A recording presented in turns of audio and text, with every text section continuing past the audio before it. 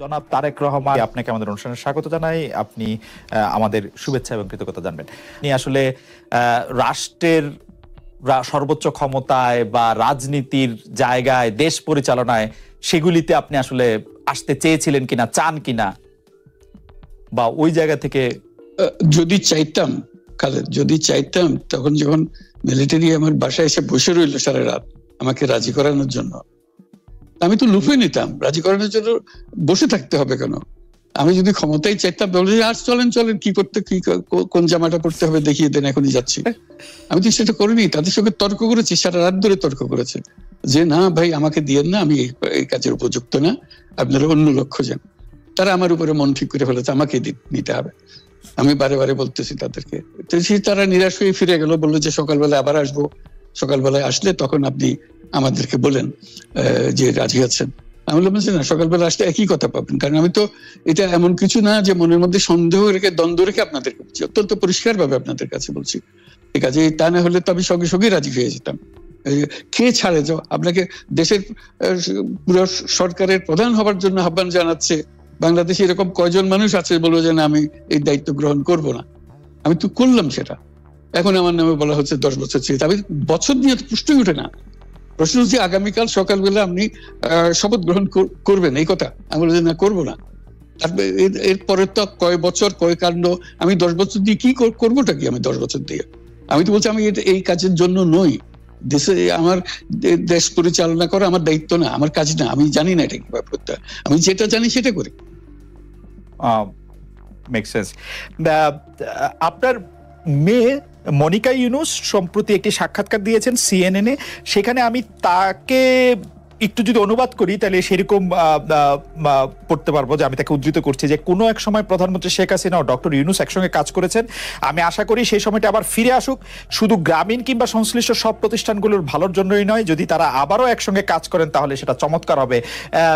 এই মনিকা ইউনুসের এই আশা কি আপনারও মানে একই রকম আশা কিনা, যে প্রধানমন্ত্রী শেখ হাসিনা এবং ডক্টর ইউনুস একসঙ্গে কাজ করলে আরো কিছু চমৎকার কাজ হবে, বা এটা আপনি আশা করছেন এরকম কি? এটা কি এখন আমার জন্য করা যাচ্ছে না যে আমি নারাজ, যে করতে চাই না?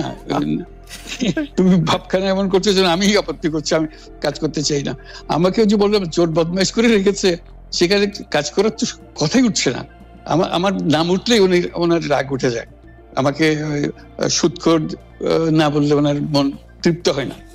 আমাকে চুবিয়ে না ডুবালে, পদ্মা নদীতে আমাকে চুবিয়ে না ডুবালে ওনার মনে শান্তি আসে না। ঠিক আছে, আমি কি করে বলবো? ওনাকে বলতে তো হবে, ওনাকে যদি কিছু বলতে হয়।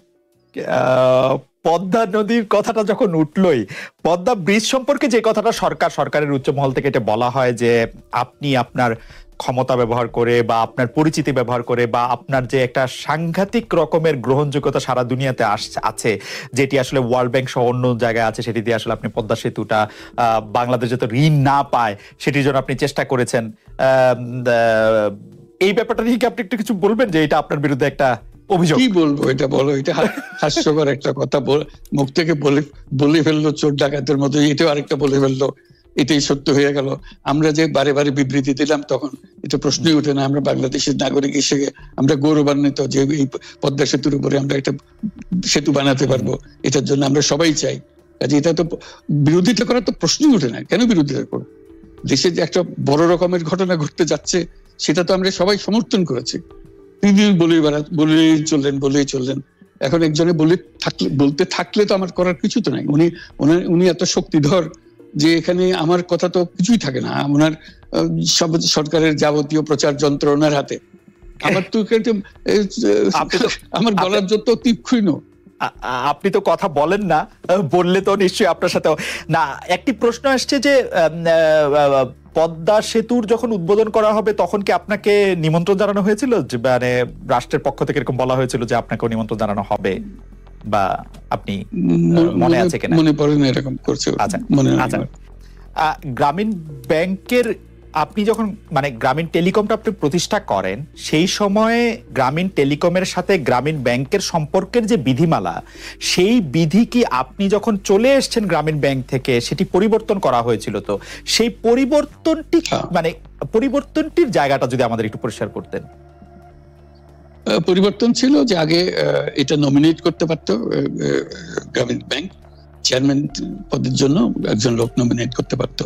আমরা যেহেতু গ্রামীণ ব্যাংক থেকে আমাদেরকে সরিয়ে দেওয়া হয়েছে, তখন আমরা মনে করলাম যে এটা রাখার আর দরকার নাই, গ্রামীণ টেলিকম থেকে সেই পদটা আমরা পরিষ্কার করে দিয়েছি, যখন এটা আর দরকার নাই। এইটুকু পরিবর্তন হয়েছে, এটা ন্যায়সঙ্গতভাবে পরিবর্তন করার ধারা অনুযায়ী যা যা করতে হয় সেটা করা হয়েছে। এতে তার ইচ্ছা বা তার কর্তব্য, তার করণীয় যে অবজেক্টিভস আছে, কোথাও পরিবর্তন হয় নাই। এই ক্ষেত্রে আমাদের এই বিষয়ে আর কি এইটাই আমাদের আরেকটা প্রশ্ন, সেটা হচ্ছে যে গ্রামীণ টেলিকম কি গ্রামীণ ফোন থেকে প্রায় 37% লভ্যাংশ পায়, যে এবং যদি পায় 34% লভ্যাংশ পায়, সেই 34% লভ্যাংশের যে টাকাটা, সেই টাকাটা কোথায় বা কি উদ্দেশ্যে ব্যয় করা হয়? সেই সামাজিক ব্যবসায় যেটি আসলে আপনার প্যাটেন্ট করা সোশ্যাল বিজনেস, সেটির কাঠামোটা আসলে কি বা সেটি কিভাবে আপনি করেন? সামাজিক ব্যবসা হলো এমন একটা নতুন ধরনের ব্যবসার চিন্তা, যেটা আমরা প্রমোট করছি, আমরা নিজেরা প্র্যাকটিস করছি। যেটা ব্যবসা মানে হলো মুনাফা করা, ব্যক্তিগত মুনাফা করা, এবং তার লক্ষ্য হলো সর্বোচ্চ মুনাফা করা। এটি হলো ইকোনমিক্স এর নিয়ম, যে সর্বোচ্চ মুনাফা যদি করি সবকিছু ঠিকঠাক মতো চলবে। আমরা বললাম যে এটা ভুল জিনিস, যে সর্বোচ্চ মুনাফার মধ্যে দিয়ে মানুষকে এক রকমের নেশাগ্রস্ত করেছে। এই মুনাফার নেশার মধ্যে তাকে ঢুকিয়ে দেওয়া হয়েছে। এই মানুষকে এই মুনাফার নেশাগ্রস্ত মানুষ হিসেবে এটা আমরা কল্পনা করতে পারি না। আমরা বলছি যে এটা মুনাফা সে করবে, সর্বোচ্চ মুনাফা করবে, কিন্তু অন্য ধরনের ব্যবসা আছে। ব্যবসা এখন শুধু এক প্রকারের ব্যবসা আছে, যে ব্যবসাতে শুধু মুনাফা সর্বোচ্চকরণ, এটাই হলো নির্দিষ্ট নিয়ম। আমরা বলছি আরেক রকমের ব্যবসা, যেটা হলো মানুষের সমস্যার সমাধান করা, মুনাফার জন্য কোনো রকমের ইচ্ছা তার না থাকা, মুনাফা বিহীন ভাবে, কোনো মুনাফা, ব্যক্তিগত মুনাফা না নিয়ে শুধু সমস্যার সমাধানের জন্য ব্যবসা করা, এটাকে আমরা বলছি সামাজিক ব্যবসা।